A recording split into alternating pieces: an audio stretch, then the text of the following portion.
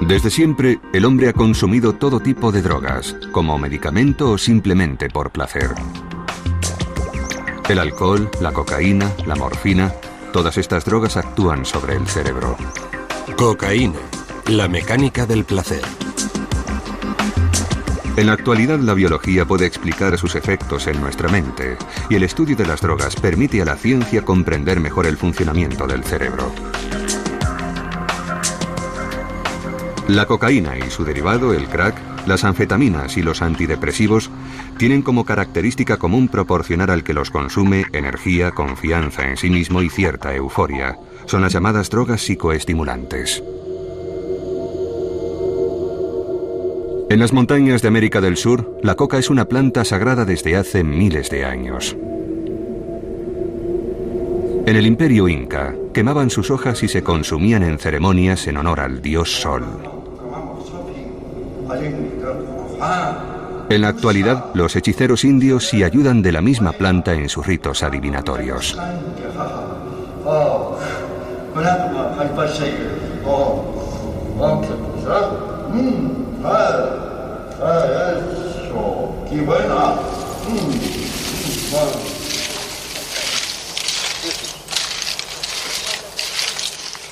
En Colombia, Bolivia y Perú, la mayor parte de los indios mastican hojas de coca para conseguir un poco de energía extra, cansarse menos y reducir el apetito.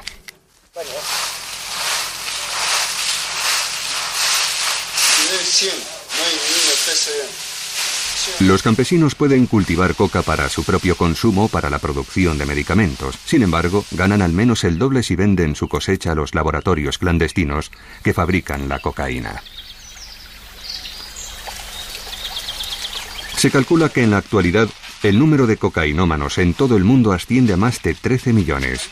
Con 158.000 hectáreas de cultivo, la cocaína es el centro de un tráfico colosal que genera miles de millones de dólares de beneficios y somete a países enteros a los intereses de los narcotraficantes. Esta es la hoja de coca. Este de aquí es su droga, lo que sale. Esto de acá. Esto una vez que se le pisa ya comienza a salir, mira. Sale la droga. Su nombre es el... Primero le ponemos esto, o más. Para conseguir la sustancia que actúa sobre la sutil química del cerebro, debemos añadir grandes cantidades de cal, ácido sulfúrico y queroseno que sirve como fijador. A partir de la cocaína también se produce un derivado muy potente, el crack, que se vende en forma de piedrecitas. En vivo y en directo para que prendas pues estas notas, esto no se toma. Eso se llega hasta nuestro paladar, hasta aquí nomás y se le bota. Ahí va, ahí sale la... Parecía más.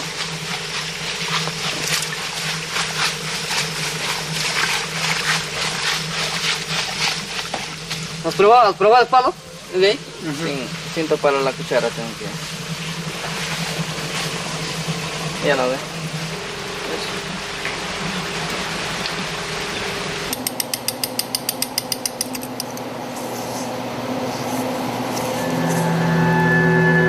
Go ahead, from your side, Dean Beaver.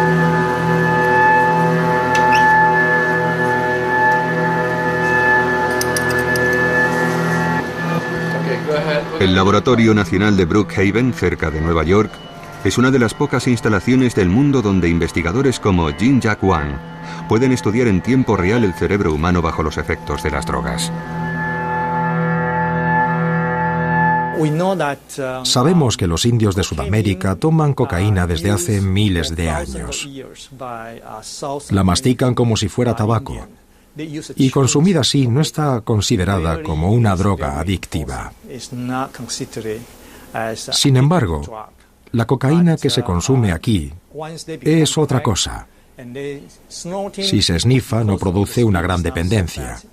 Sin embargo, si se fuma o se inyecta, sí puede resultar más adictiva.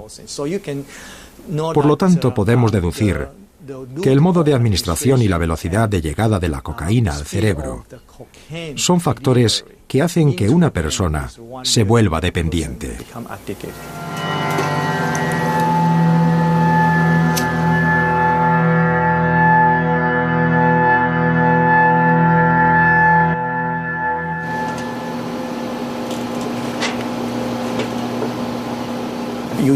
Generalmente, en Nueva York, los consumidores utilizan pipas con filtro para fumar crack.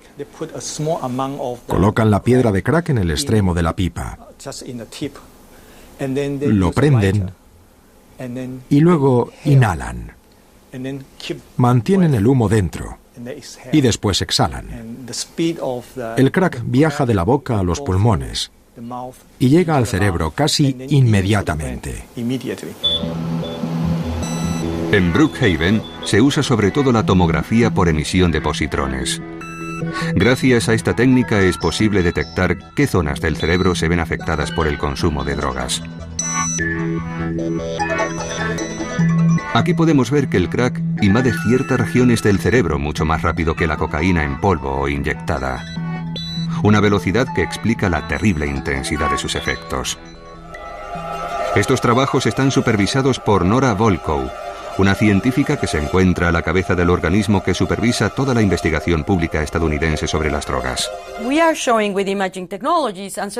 Gracias a las nuevas tecnologías y desde luego a los ensayos con animales, hemos demostrado que las drogas, que el consumo regular de drogas, perturba el modo en que funciona el cerebro en aspectos fundamentales que influyen en la motivación de una persona para consumir droga. Este deseo se vuelve extremadamente intenso. Pero también afecta a zonas del cerebro que tienen que ver con la toma de decisiones, el juicio, la habilidad para controlar nuestras acciones y desde luego influye en los circuitos de la memoria. Y no solo en la memoria que usamos para aprender palabras nuevas, sino también en la memoria que tiene que ver con los recuerdos de tipo emocional. En el interior del cráneo, el córtex es la parte más visible del cerebro. Allí residen nuestras facultades intelectuales. Bajo estos pliegues, en una zona oculta, se encuentra el sistema límbico que gobierna nuestras emociones y nuestros deseos. Es aquí donde actúan las drogas. Todas las drogas piratean el sistema de comunicación del cerebro. Y esto es así porque nuestro cerebro pasa la mayor parte del tiempo charlando consigo mismo. Su buen funcionamiento depende de un diálogo incesante entre nuestros 100.000 millones de células nerviosas, las neuronas. Para hacer circular la información, las neuronas envían mensajeros químicos que llamamos neurotransmisores. Ya sea dolor, placer o el ritmo de los intercambios de información, los neurotransmisores regulan un equilibrio sutil y complejo del que depende el conjunto de las funciones de nuestro organismo. Entre cada neurona existe un pequeño espacio donde reina una intensa actividad. Es aquí, en la sinapsis, donde actúan los neurotransmisores. Para hacer circular la información de una neurona a otra, se acoplan a sus receptores correspondientes. Estos mecanismos existen en el hombre y en todos los mamíferos, incluso en los más pequeños. Sin las ratas y los ratones, jamás se habrían estudiado los efectos de las drogas. Compartimos con ellos un gran número de genes y las drogas desencadenan las mismas tempestades en sus pequeños cerebros. De hecho, la humanidad tiene una deuda moral con estos animalitos.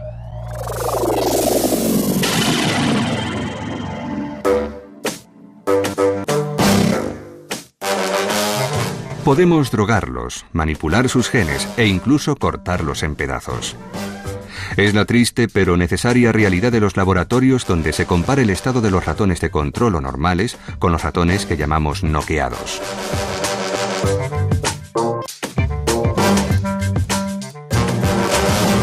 Esta técnica consiste en suprimir ciertos genes en ratones normales, por ejemplo, el gen que controla la fabricación de un neurotransmisor. Estos ratones modificados genéticamente se llaman ratones noqueados.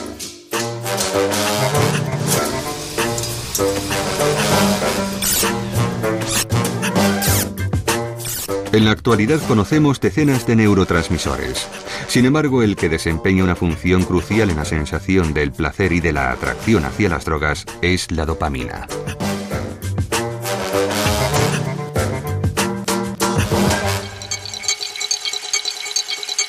Aquí vemos el aspecto que tiene la dopamina al microscopio, bajo su forma cristalizada. y como diagrama químico. Bruno Giros estudia los efectos de esta molécula en el cerebro de ratones normales y de ratones noqueados. Todas las drogas que consume el hombre, la nicotina, el alcohol, los opiáceos, los cannabinoides, los psicoestimulantes, todas estas drogas tienen en común una cosa: liberan dopamina. Por lo tanto, la dopamina se encuentra en el centro de los circuitos de recompensa y, por supuesto, de los circuitos del placer. La dopamina también se libera con el juego compulsivo, actividades sexuales o al comer. En realidad, el hecho de liberar dopamina con el sexo y la comida sirve para garantizar la supervivencia. Es decir, es indispensable para la supervivencia de la especie. Las drogas imitan estas actividades y, por lo tanto, de alguna manera, se aprovechan del sistema, lo usan para su propio beneficio. El cerebro no se creó para convertirnos en seres dependientes de las drogas, sino para reforzar comportamientos que conlleven la supervivencia de la especie, como el sexo y la alimentación. Las drogas, en general, embaucan al sistema, lo engañan. Este experimento nos permite observar una de las funciones de la dopamina.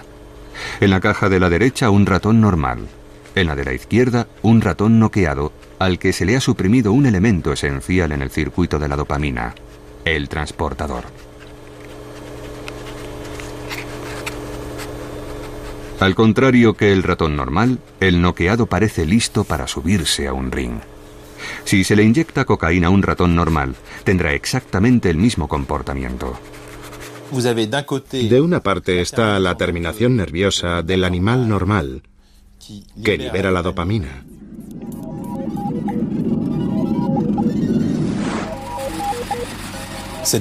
Esta dopamina se fija en los receptores que se encuentran en la célula receptora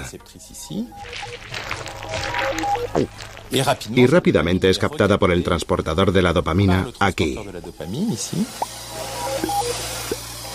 para volver después al interior de la neurona.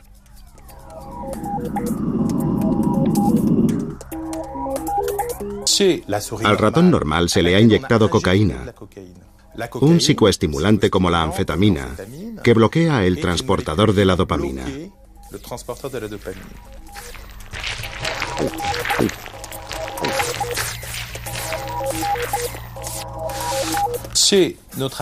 En el animal noqueado tenemos la terminación, la liberación de la dopamina, la activación de los receptores, pero no hay un transportador que capture la dopamina y la saque del sistema. Así que hay mucha más dopamina aquí en la sinapsis, y esta dopamina activa los receptores, y se produce lo que hemos visto en los ratones, una gran hiperactividad. Son mucho más activos, y de hecho tienen un comportamiento totalmente idéntico al del ratón normal, al que se le ha inyectado cocaína.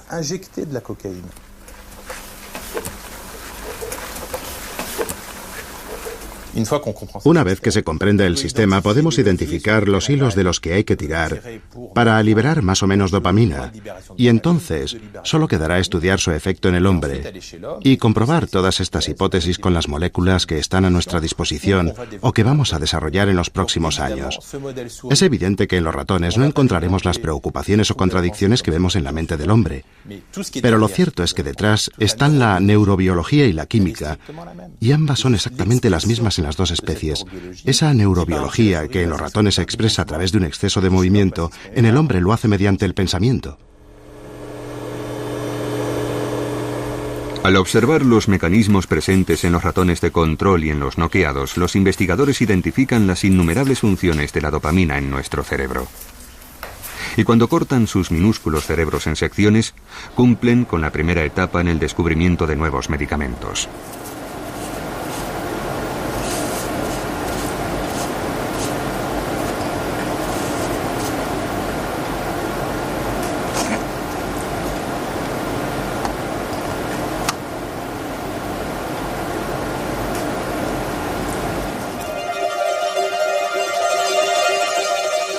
En la Universidad de Cambridge, Barry Everitt dirige el Departamento de Psicología Experimental donde estudia la función de la dopamina en la ingesta compulsiva de drogas. Lo más interesante de las drogas es que afectan a la liberación de dopamina. Sin embargo, los opiáceos como la heroína y la morfina interactúan con sus propios objetivos en el cerebro, que no son los receptores de la dopamina, ya que tienen sus propios receptores llamados receptores opiáceos. La nicotina interactúa con un receptor llamado acetilcolina nicotínico, el cannabis con un receptor cannabinoide. El alcohol interactúa con muchas cosas, y entre ellas con receptores MMDA y GABA. Así que cada tipo de droga tiene su propio blanco químico dentro del cerebro. Y una de las principales teorías sobre por qué todas las drogas son adictivas, aunque tengan composiciones diferentes, es que aunque producen efectos distintos, todos acaban convergiendo en el sistema de la dopamina. Así que, de un modo u otro, la cantidad de dopamina sube en el cerebro.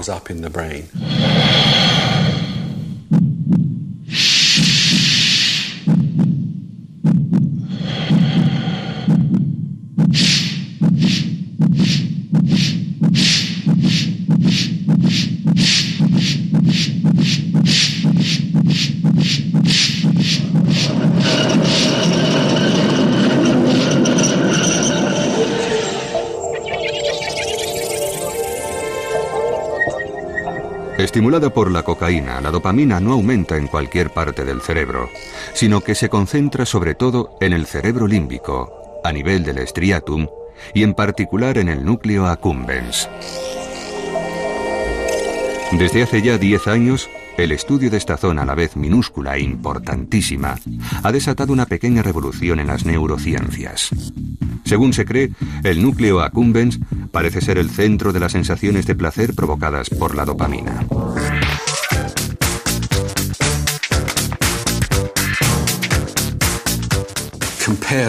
Las drogas funcionan de forma muy diferente a otras acciones que generan una respuesta positiva o que producen sensación de placer, como comer, beber o el sexo. Es decir, en lo que se refiere a la comida, etc., lo que se busca es la comida, el agua o el sexo en sí.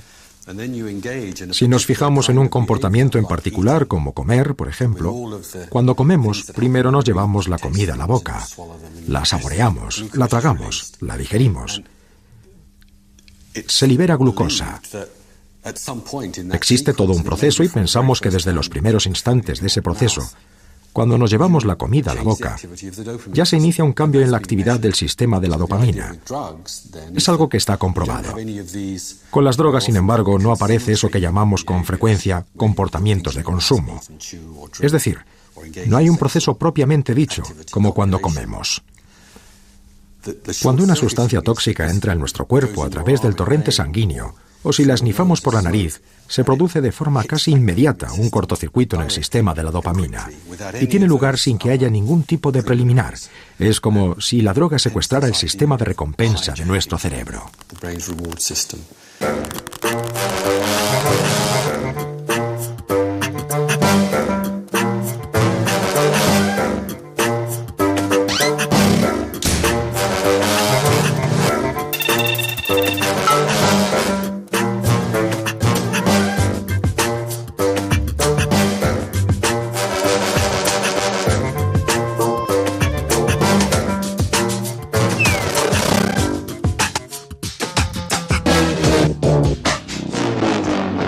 Bajo los efectos de la cocaína, la dopamina se mantiene activa en la sinapsis durante un periodo de tiempo 300 veces superior que en estado normal. Algunos estudios demuestran que esta avalancha en el cerebro de los cocainómanos acaba por dañar los receptores de la dopamina. Y aunque es posible que se reparen solos, jamás tendrán la eficacia inicial, ni siquiera tras años de abstinencia. Estos estragos en el cerebro causan procesos depresivos y dificultad de concentración.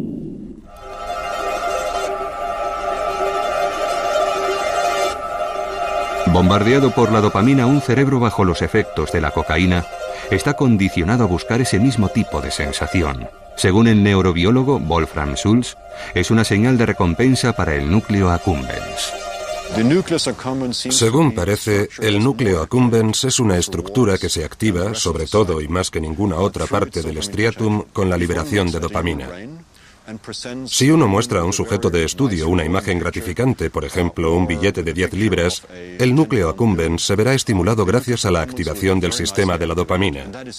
El striatum también se activa a través de la recompensa, pero con menos intensidad.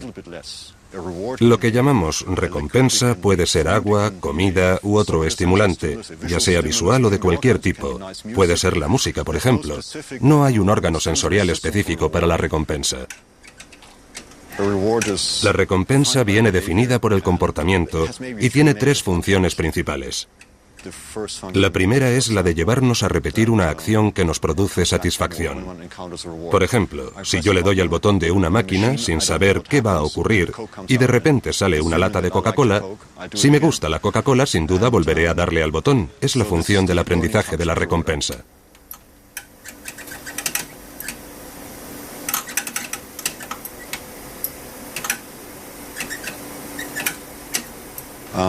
La segunda función tiene que ver con nuestra capacidad para identificar una recompensa. Cuando eso ocurre, la buscamos, intentamos conseguir esa recompensa. De modo que el acercamiento a esa recompensa sería la segunda función. Y la tercera función, que muchos consideran la principal, es la función emocional. Hace que te sientas feliz. Conseguir la recompensa proporciona placer, tiene propiedades hedónicas, hace que te sientas bien, te gusta y te sientes satisfecho. Fue en la década de 1890, en los primeros años del cine, cuando muchos aficionados descubrieron las propiedades hedónicas de la cocaína. En el mercado desde hacía tiempo, la cocaína había sido adoptada por los actores, las estrellas de Hollywood y los amantes de la noche. Incluso el doctor Sigmund Freud llega a recomendar su uso como medicina milagrosa. Sin embargo, la cocaína se consume sobre todo bajo la forma del famoso vino de coca Mariani, entre cuyos entusiastas consumidores se encontraban famosos deportistas, grandes escritores e incluso el Papa León XIII. La Coca-Cola contuvo cocaína hasta 1903 y se vendió como tónico y bebida revitalizante.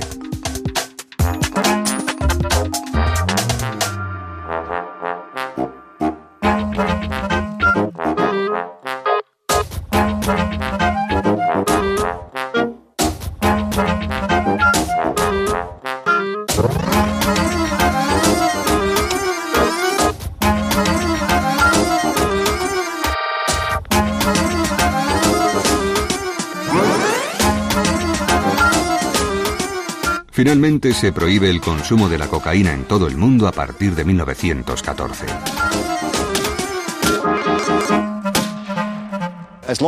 Mientras una persona no consuma drogas adictivas, no se convertirá en adicto, eso es evidente.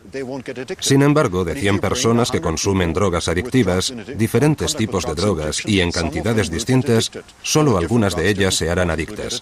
El quid de la cuestión se encuentra en el cerebro, y se puede deber a alguna razón patológica o a alguna variación normal, aunque creo que eso es lo de menos. Da lo mismo. Son varias las funciones cerebrales que se ven afectadas por el consumo de drogas. Y en algunos casos, la persona se vuelve adicta y en otros no parece caer en esa adicción. Y eso no se debe solo a la anatomía del cerebro, sino a más factores, al medio, al contexto social, la historia del individuo, a las circunstancias de cada cual, a qué comen o beben. De hecho, en algunos casos se podría decir que la adicción se parece a la esquizofrenia. Es un verdadero desorden cerebral. Hay datos que así lo sugieren. Es una posibilidad, pero no lo sabemos con certeza. Yo creo que la consecuencia más importante de mi trabajo es que he contribuido a definir la adicción a las drogas como una enfermedad del cerebro, ya que encontramos claras anormalidades acerca de su funcionamiento que finalmente desembocan en un comportamiento perturbado. Los posibles errores en el funcionamiento del corazón se traducen en una mala circulación, y eso lo entiende todo el mundo. Nadie cuestiona que si uno tiene un problema en el miocardio, quiere decir que tiene una enfermedad cardíaca. Con las drogas no ocurre lo mismo. Si tenemos un individuo que consume drogas y que presenta un comportamiento anormal, nadie le considera un enfermo. Todo el mundo achaca su mal al consumo de drogas, algo que esa persona ha elegido hacer.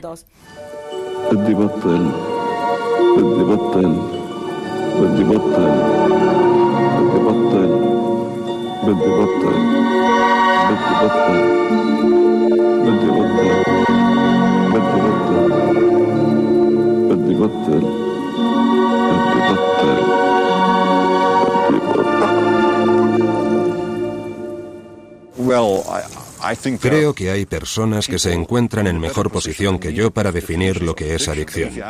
Pero si pide mi opinión personal, le diría que es un proceso de recompensa descontrolado o un proceso de recompensa que el individuo no puede controlar por sí solo, o que por alguna razón el sujeto no quiere controlar porque la recompensa es tan inmensa que supera cualquier otra consideración.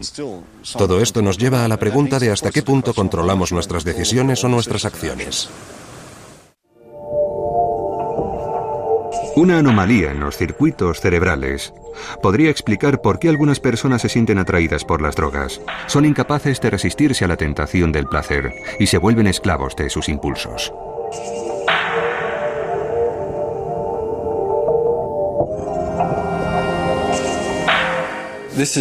Se trata de un experimento que se hace con frecuencia en humanos y cuyo objetivo es medir un aspecto de la impulsividad que tiene que ver con la capacidad de esperar una recompensa mejor y mayor.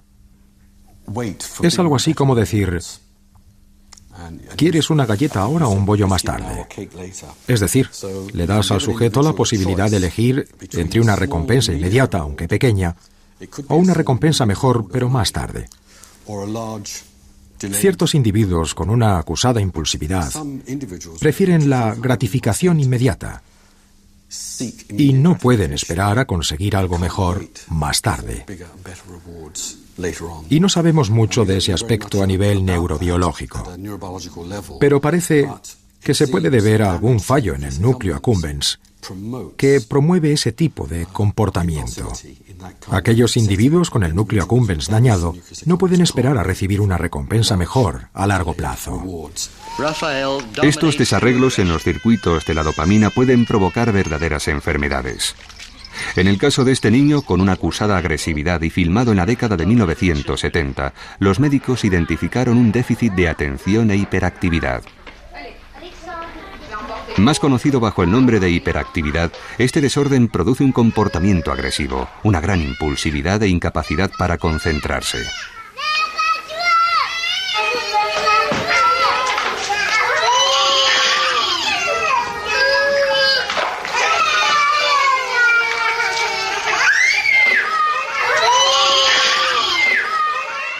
En la actualidad en Estados Unidos, y es una práctica que se está extendiendo por todo el mundo, se suele tratar a los pacientes con hiperactividad con estimulantes como el Rubifen, que allí se llama Ritalin.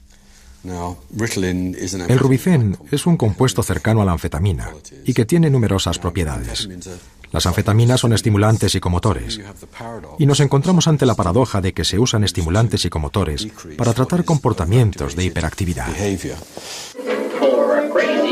En Estados Unidos, entre 4 y 5 millones de niños escolarizados siguen este tipo de tratamiento y en Europa el número crece muy rápidamente.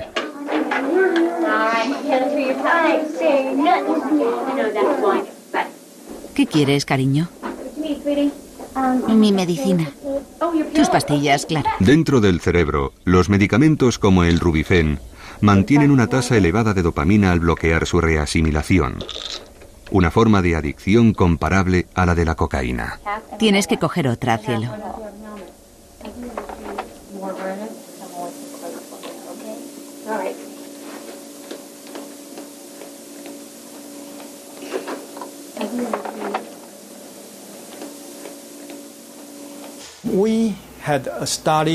Hicimos un estudio muy interesante. Usamos una medicación muy parecida a la cocaína. El compuesto activo era el metilfenidato, es decir, una forma de Rubifen que no se receta y que se inyecta. Y le proporcionamos esta medicina a un grupo de adictos a la cocaína que se la inyectaron. Y descubrimos que a la mayoría de los cocainómanos les gustó. La razón por la que consumían cocaína es que tenían hiperactividad. Así que usaban la cocaína para tratar su enfermedad. Y este grupo de gente, en cuanto toman cocaína, se sienten mucho mejor. Así que cuando descubrimos esto, les pedimos que fueran a ver a un psiquiatra para tratar su hiperactividad. Y hasta ahora no han vuelto a tomar cocaína. De hecho, la acción química de estos medicamentos es muy parecida, a veces incluso idéntica a la de las anfetaminas. Legales en los años 30, las anfetaminas se encontraban en medicamentos que se recetaban para tratar el asma, quitar el hambre o proporcionar energía. Los deportistas, los camioneros, los políticos y los militares recurrían a ellas con mucha frecuencia. Cueva a cueva y soldado a soldado. Incluso se podría decir que la Segunda Guerra Mundial se desarrolló bajo la influencia de las anfetaminas. En los ejércitos alemán, estadounidense y británico se distribuían a los soldados para que vencieran el agotamiento. En las fuerzas estadounidenses en Okinawa, estos son los kamikazes. La inconsciencia de los kamikazes japoneses se explica en parte por su elevado consumo de anfetaminas. Tras la derrota de Japón, los stocks salieron a la venta y la drogadicción con anfetamina se convirtió en un gran problema en el Japón de la posguerra.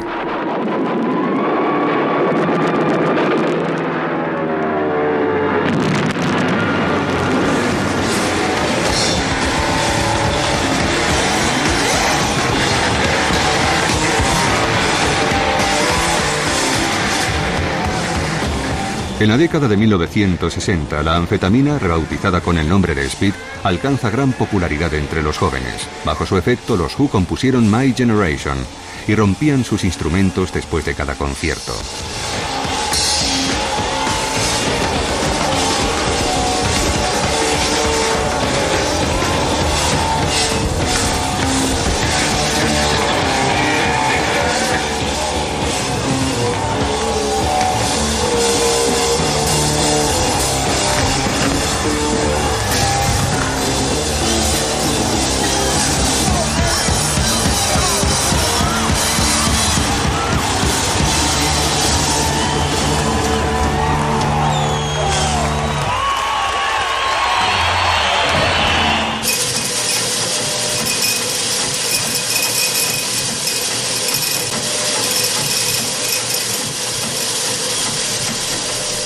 En la década de 1980, las anfetaminas se convirtieron en drogas ilegales. Sin embargo, 26 millones de personas en todo el mundo, de las que 3 millones son japoneses, siguen consumiéndolas. A diferencia de la anfetamina normal, los productos como el Rubifen, prescritos para niños, actúan más lentamente y durante más tiempo. El resultado, no producen euforia, sino una mayor capacidad de concentración. Pero cabe preguntarse por el futuro de estos niños que toman estimulantes. Hay quien piensa que en el futuro se arriesgan a desarrollar una apetencia especial por las drogas. Se han realizado muchos estudios sobre si los niños, dada la vulnerabilidad de su cerebro en desarrollo, pueden hacerse adictos a las drogas estimulantes psicomotoras. Y hasta el momento los datos de los que disponemos son contradictorios. En un par de estudios se sugiere que el peligro de adicción es mayor en pacientes tratados con Rubifen. Sin embargo, en otros no se detecta nada parecido. Así que estamos ante un asunto de difícil solución. El número de pacientes que reciben tratamiento contra la hiperactividad es considerable. Sin embargo, no es nada comparado con los 300 millones de consumidores de otro tipo de psicoestimulantes que se venden con receta médica, los antidepresivos.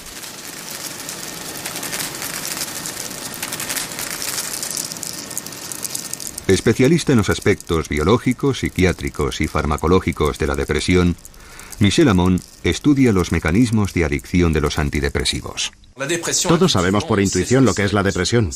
Un estado de tristeza, eso lo entendemos todos, pero también se caracteriza por la aparición de otro tipo de síntomas que demuestran claramente que estamos ante una patología, una enfermedad. El sujeto presenta una gran falta de autoestima, cree que no vale nada. Además, pierde todo tipo de motivación. Le falta energía vital, por así decirlo. Es decir, el paciente es incapaz de buscar, de experimentar el placer en la vida cotidiana, en las actividades que realiza todos los días. Y eso en el trabajo se traduce, por ejemplo, en una falta de motivación. El cerebro de las personas depresivas presenta un déficit de serotonina, un neurotransmisor indispensable para nuestro bienestar y que aquí vemos en su forma cristalizada. Este déficit en serotonina afecta varias zonas del cerebro. Primero al striatum, que genera los movimientos inconscientes. Después afecta al tálamo y al hipotálamo, que regulan funciones corporales como la temperatura, el apetito y el sueño. Funciones que se ven perturbadas en los pacientes depresivos. También afecta a la amígdala, que desencadena las reacciones de miedo, y al hipocampo, que se ocupa del recuerdo emocional.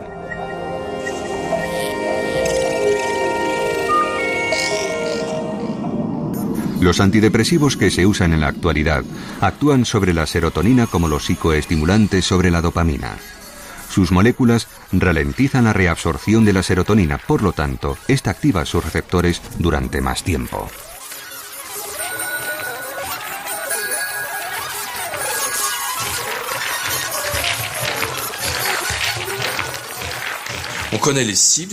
Sabemos que los antidepresivos actúan sobre unos neurotransmisores llamados monoaminas. En la actualidad, los antidepresivos que más usamos utilizan la serotonina y también la noradrenalina como neurotransmisores. Pero estamos desarrollando otros antidepresivos mixtos que usan ambos neurotransmisores. Sabemos además que cuando se actúa sobre estos neurotransmisores, también se ve afectada la dopamina, que es la hormona del placer, y que además representa la capacidad del individuo para buscar el placer, algo que el sujeto depresivo ha perdido por completo. Sin embargo, eso no quiere decir que solo las neuronas que contienen serotonina se ven activadas. Es una especie de reacción en cadena, es decir, que a partir del momento en que la serotonina aumenta, eso repercute también en la noradrenalina y en la dopamina, además de sobre el conjunto de sistemas de las monoaminas, primero, y después sobre los otros sistemas de neuronas, que ven cómo su actividad se ve restablecida en gran parte. Michel Ammon trabaja con moléculas que no solo están relacionadas con los síntomas de la depresión, sino también con su causa directa, el estrés.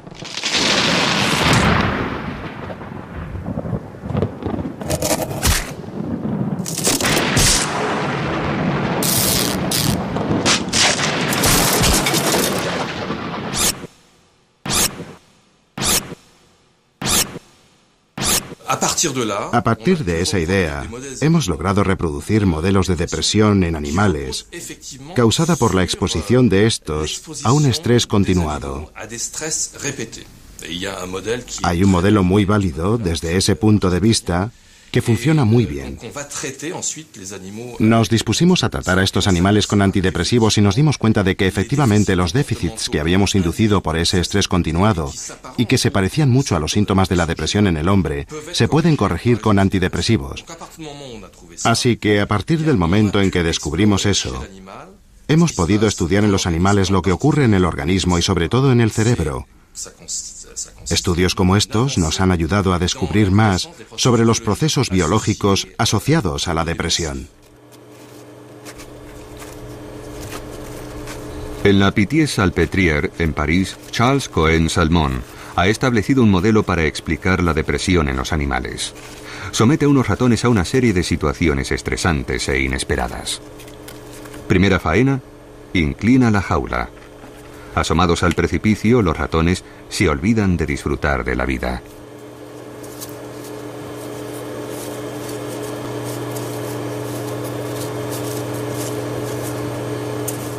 Segunda causa de estrés, la suciedad.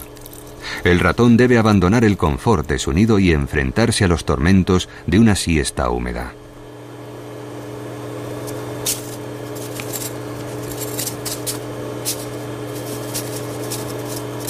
Y para terminar, problemas de comunicación. Separados por una pared transparente, los ratones lo intentan todo para contactar sin ningún éxito.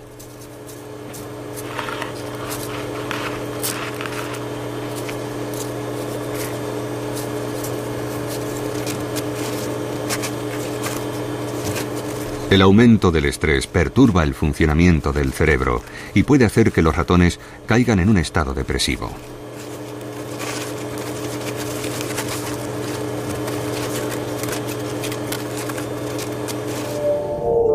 En el cerebro, el estrés ataca primero al hipotálamo, uno de los reguladores del apetito y del sueño. El hipotálamo transmite sus órdenes a la hipófisis, una glándula minúscula y muy potente que segrega otro tipo de mensajero químico, una hormona. Al contrario de los neurotransmisores, esta hormona llamada adrenocorticotropa o ACTH es capaz de viajar a través de los vasos sanguíneos a cualquier parte del cuerpo. Es una hormona, y eso quiere decir que se libera en sangre, y su objetivo se encuentra en unas glándulas situadas sobre los riñones, y que por tanto se llaman glándulas suprarrenales. En esta zona, en la parte externa o corte, se encuentra la glándula córtico-suprarrenal. La ACTH se fija en unos receptores presentes en esta glándula, y activa unas células que liberan lo que llamamos cortisol. El cortisol también es una hormona. De hecho, yo diría que es la hormona principal que permite al organismo reaccionar ante una situación estresante.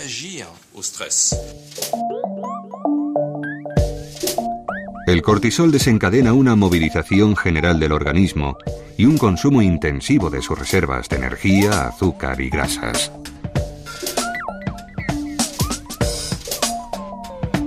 Después esta hormona vuelve al cerebro para informar al hipotálamo de que ha realizado su cometido y normalmente cuando la situación de estrés desaparece, el ciclo se detiene y el organismo recupera su estado de equilibrio. Sin embargo, a veces sucede que la cantidad de cortisol sigue aumentando, con lo que el ciclo no se detiene y así es como se cae en lo que llamamos depresión. El sujeto depresivo es un individuo cuyo sistema de estrés, de reacción al estrés, está constantemente activo. La idea es impedir la acción del cortisol y de esta forma disminuir su actividad. De hecho, ya tenemos productos que funcionan muy bien en los animales y que consiguen ralentizar el ciclo del estrés.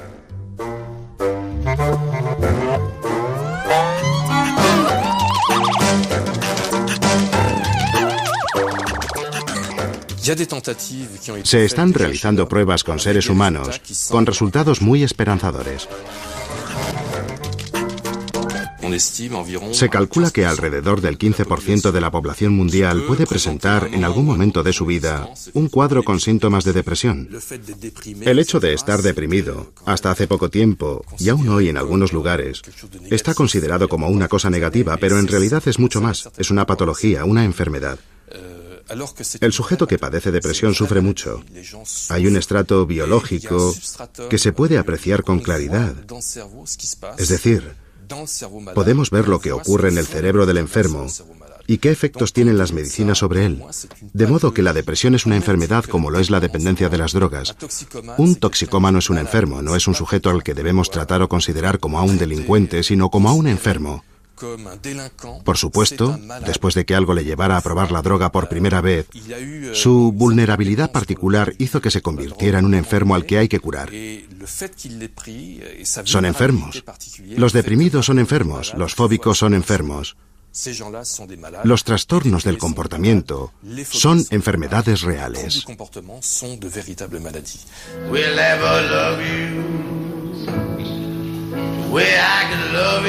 Los gobiernos de numerosos países multiplican sus campañas de prevención contra la cocaína, aunque sin mucho éxito. Según los investigadores, la adicción no es una elección. Quiero. Pero si no se da. Quiero que vengas conmigo al Valle, Gabriel. No one can keep love that's gone wrong. Nobody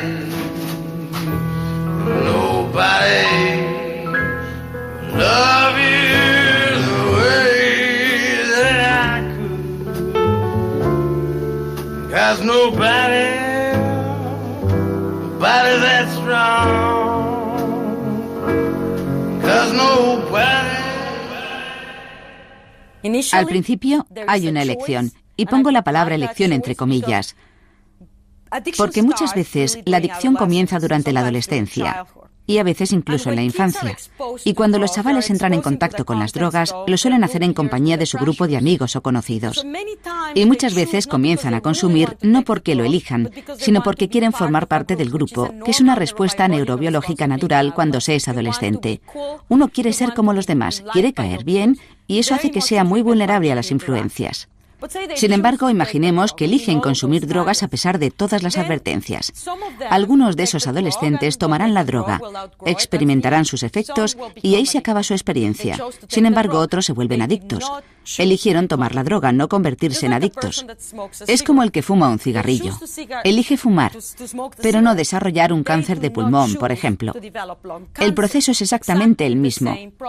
No lo sabemos con total seguridad, pero se calcula que alrededor de un 20 o un 30% de los sujetos que consumen drogas son especialmente vulnerables a ellas y se convertirán en adictos. ¿Es la toxicomanía una verdadera enfermedad del cerebro? Nuestra voluntad y el control de nuestros deseos dependen del equilibrio interno de nuestro cerebro. Una de las cualidades más apreciadas del comportamiento humano es el control. Todos otorgamos un gran valor a la libertad. Es muy importante para nosotros. De hecho, hay gente que lucha por conseguirla. Sin embargo, no hay libertad si no existe un control voluntario. Hay ciertas zonas del cerebro que deben funcionar adecuadamente para que exista ese control. Y si esas zonas no funcionan bien, ¿dónde queda nuestra libertad?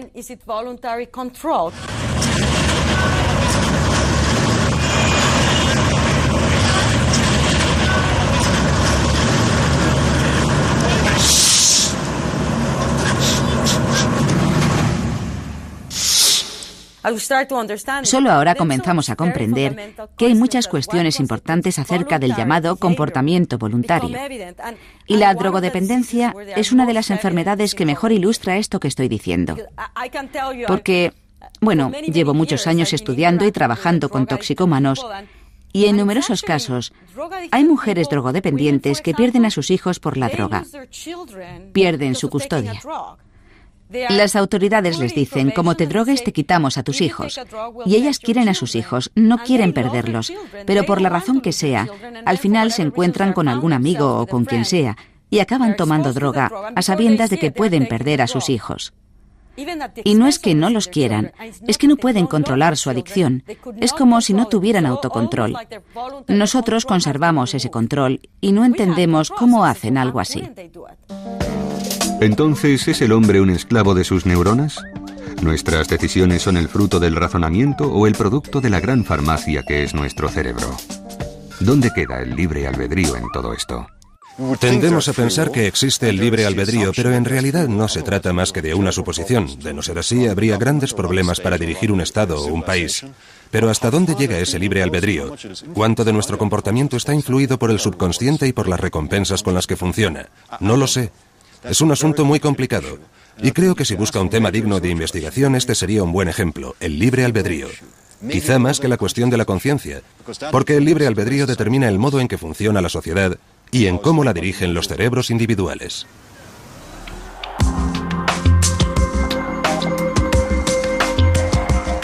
En lucha contra sus pulsiones, desestabilizado por su farmacia interior, ¿es el hombre una marioneta de su laboratorio cerebral? Nadie puede ya ignorar hasta qué punto la química del cerebro forma un equilibrio sutil, capaz de influir en todos nuestros comportamientos y nuestra actitud frente a las drogas, por ejemplo. Las alteraciones en la química cerebral permiten localizar el origen de algunos problemas psíquicos. Los antidepresivos corrigen anomalías perfectamente observables en los cerebros de los pacientes con depresión. Los trabajos realizados hasta ahora obligarán a muchos a cambiar su postura frente a verdaderas enfermedades como la depresión y la toxicomanía.